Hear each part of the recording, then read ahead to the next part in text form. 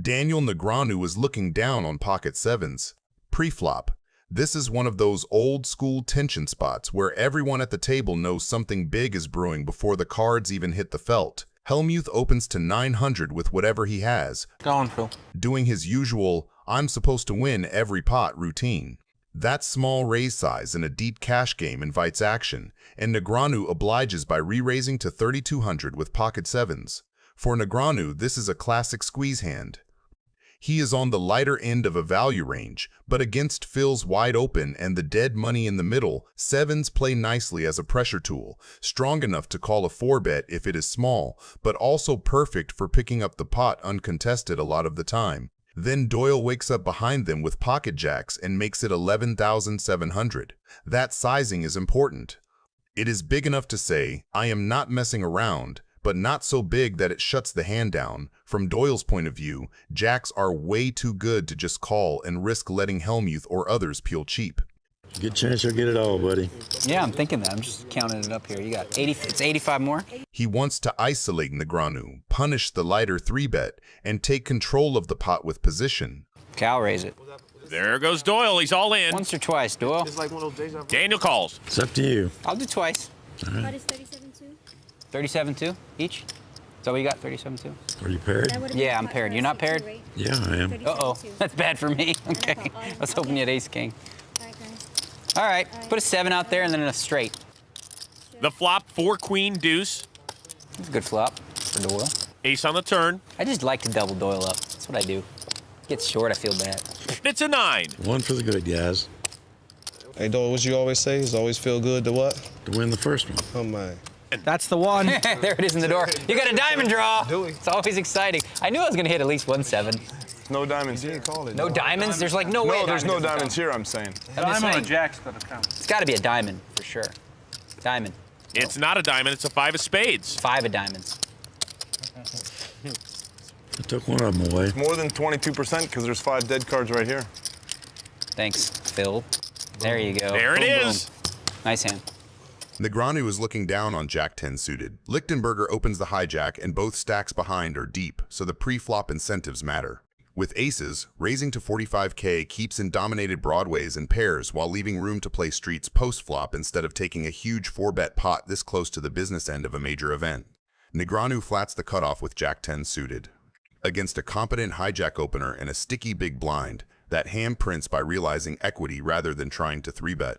If he 3-bets, he invites a 4-bet from value, folds out the weaker stuff he dominates, and risks playing a bloated pot with a hand that prefers multi-way, position, and disguised equity. D bleeds into 2 players. With top pair and a backdoor club, he denies overcards a free look and sets the price on a texture that can change quickly. Lichtenberger just calls with aces. That's deliberate, raising polarizes him on a wet board and risks pushing out Negreanu's dominated continues. With the ace of clubs, he blocks the nut flush, so he doesn't fear as many bad turns and can keep ranges wide. Negreanu's call with Jack 10 is standard. He has the clean open-ender to the nuts, excellent position, and 2 opponents who will pay him off if he hits. Turning this into a raise would fold out worse and isolate against the top of range. The 7 of clubs hits, and Negreanu picks up the straight at the same time the front door flush completes. Lichtenberger checks as well, which keeps his range disguised and preserves the option to spring a check raise. With aces that include the ace of clubs, he can induce a bet, choose between calling and jamming, and if he is behind, he carries 9 outs to the nuts. Negreanu fires 295K to tax everything at once. The bet extracts from 2 pairs and sets that fear a 4th club, charges single club over pairs that refuse to fold, and denies a cheap river to ace of clubs holdings that would love a free card. The sizing is intentional because it sets up a straightforward stack-off versus a check raise, and avoids giving a volatile river the chance to undo his equity lead. Feeling comfortable right now.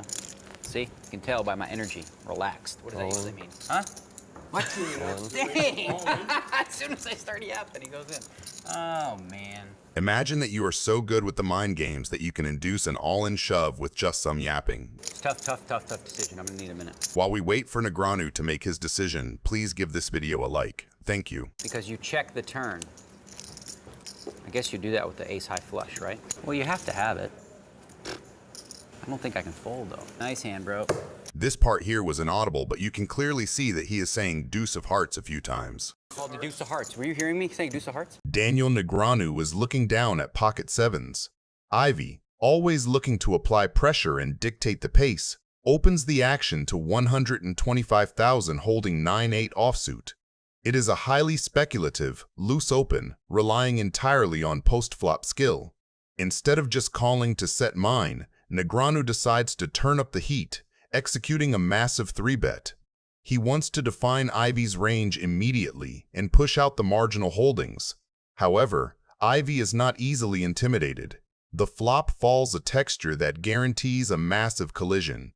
Acting first, Negreanu faces a critical strategic decision. He could lead out to build the pot, but instead, he opts for a deceptive check. He is setting a trap, hoping Ivey will automatically fire a continuation bet with air or a weak king. Ivey, however, demonstrates his elite table awareness. He exercises perfect pot control and checks right back.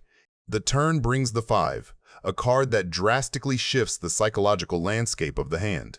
While it changes nothing about Negreanu's commanding set, it improves Ivey's straight draw, needing a 6 to go along with his middle pair.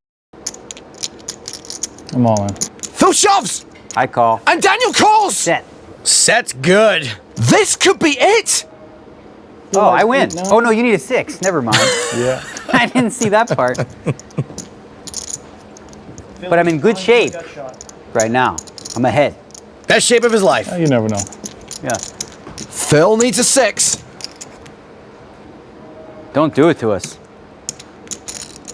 We got some drinking to do. 4 cards Ivey can hit. Something tells me Team Ivey's not exactly worried where their next meal's coming from. It's okay. He'll be fine. Maybe he's in good hands. Doesn't look like their first rodeo. You don't want to win like that anyway, catching a 6. Huh? You don't care, right? Just however it happens? That would be dirty. He won't. He doesn't want to win that way. He'd throw it back. If a 6 comes, he'd just throw it back. I sure would. He'd be like, you know what? No, I don't want it. I can't win like that. Bad for my reputation. The river card is a 10. Daniel takes it down. 1-0. Whoa! Hey, Phil, the bad news is you gotta sweep that up. Look at this. Read the fine print, brother. Daniel Negreanu is looking down on 5-4 suited. Pre-flopman. This is a classic clash between perceived strength and disguised equity. Johanna 3-bets big with ace-queen, exactly the kind of hand that wants to isolate the opener and play a bloated pot from position. Okay, I bet. Negreanu flats on the button with 5-4 of hearts, fully aware that he is dominated high card-wise but armed with a hand that smashes low, connected boards. Once George gets out of the way, Johanna thinks she has created a clean heads-up spot against a capped calling range. I pay. When in reality, she has invited one of the worst possible suited connectors to the party. The flop comes a disaster for Johanna's range. Her overcards and backdoor possibilities shrink in value while Negreanu quietly connects as hard as it gets, a made straight with a live flush draw.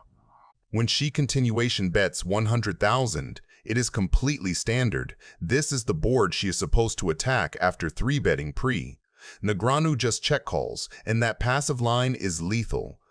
From her side, it looks like exactly what she wants to see. The turn brings the ace, finally giving Johanna top pair on top of her draw and seemingly flipping the script. She barrels 200,000, and now Negreanu springs the trap, check raising to 500,000. That raise is polar, strong value, or big bluffs, and against most players, ace-queen with a strong draw feels too good to fold. 500. 3 more. Negreanu's line almost never contains bluffs here. He has been slow playing on an ultra-wet flop, and the ace is a perfect card for him to attack. I'm all in. I call. An all-in and a call. I have it. She has a flush draw too?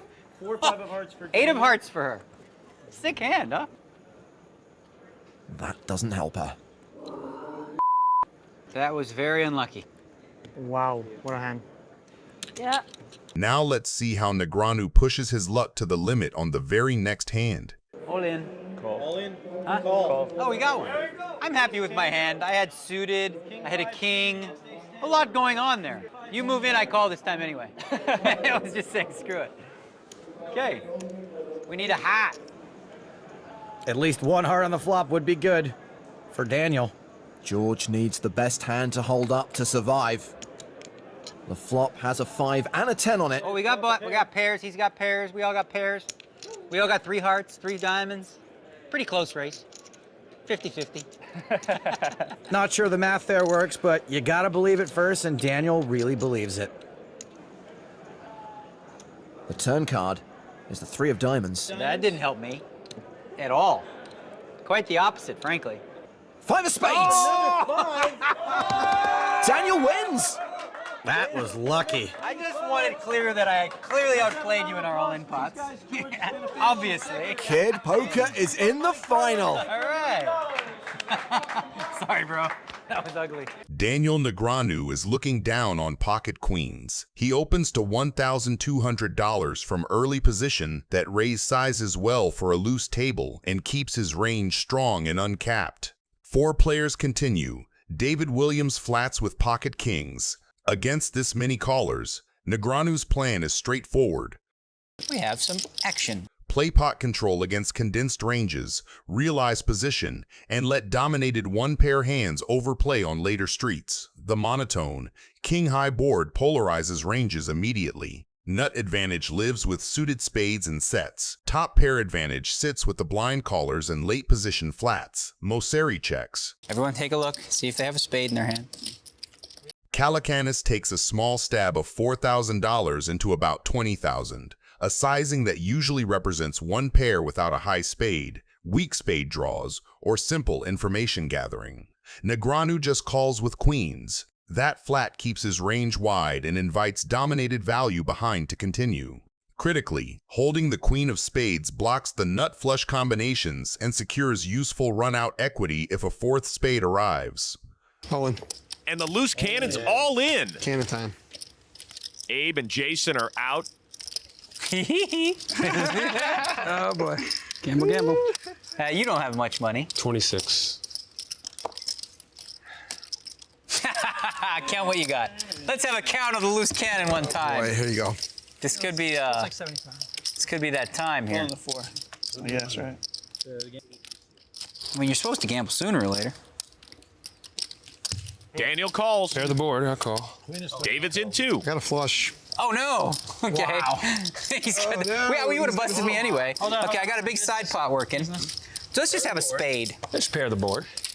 Just do one time, right? I would like to do more than one, but actually screw that, one time. What the heck? That's a spade. Good hand. Will's Oh, out. so I won that pot for sure. Go ahead, pair the board. What the hell? All right, he wants to pair it, so just pair it. It doesn't. Scooped it. Wow. Sick hand, buddy. Daniel Negreanu is looking down at pocket tens. The dynamic here is steeped in decades of mutual history and high-stakes tournament pressure. Negreanu opens the action with a standard bet, but little does he know he actually bet more than he wanted to. 84. Ready? Holy misclicks. The small baller accidentally decided to play with a bigger ball. Yep. Seidel has a crucial decision to make regarding his bet sizing. He could simply shove all in, protecting his hand and guaranteeing a decent increase to his stack. Instead, he opts for a much more sinister, value-oriented line. Come on. Whoops! Ay-ya. I call. Seidel obviously calls. Your misclick got me. Oh, sick. Sick. That's kind of sick if you stick with stands too. I know, right? Then I had to then it forced me to get a little crazier.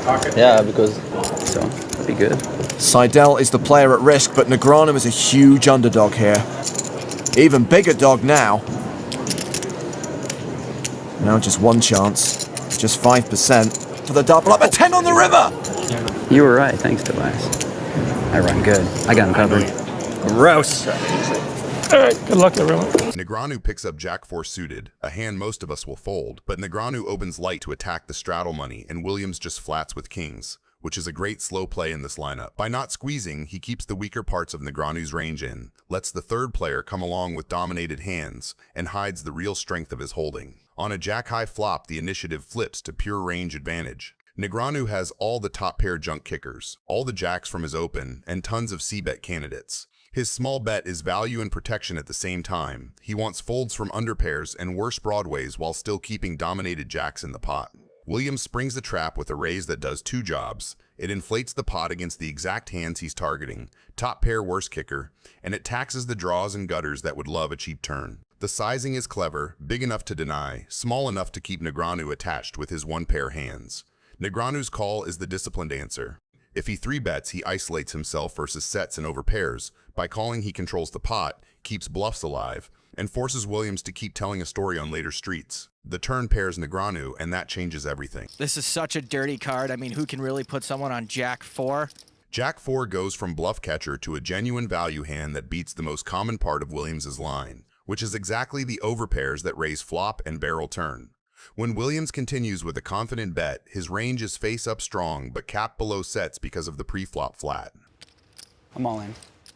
Negreanu's shove is surgical. It denies the river to kings and queens. It charges every nut flush draw or combo draw that decided to keep pressing, and it leverages fold equity against hands that hate calling off but also hate folding. Precisely the overpairs that slow played pre. If he only calls, he lets every overcard, counterfeit, or backdoor scare card complicate the river, and he gives Williams a free shot. Jamming sets the price now and punishes the trap. How much is it? 50, 74, 59, 80. Call? Once or twice? Okay, we want to see hands first or no? Well, I don't care. I'll do twice either way. I'll do twice. First river card is a jack. Oh, that's it. That's a good one for me. The second river is a 7.